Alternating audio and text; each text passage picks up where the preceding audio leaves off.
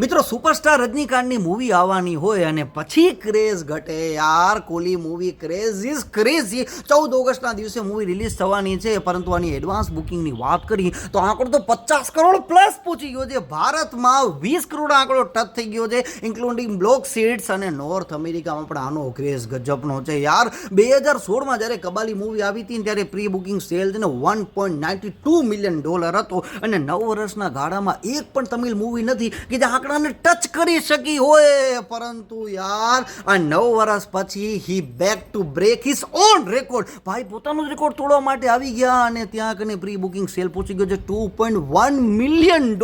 એટલે આનો ક્રેઝ ત્યાં કને પણ એવો જબરદસ્ત છે. અને તમિલનાડુની એ કંપની યુનો એકવા કહે તો તે દિવસે રજાની જાહેરાત કરી નાખી છે કે ભાઈ અમે HR ડિપાર્ટમેન્ટ ઉપર બોજ ઊભો કરવા નથી માંગતા, નહીંતર છૂટીની લાઈન લાગી જશે. અને સિંગાપુરમાં પણ આનો ક્રેઝ એવો જબરદસ્ત છે.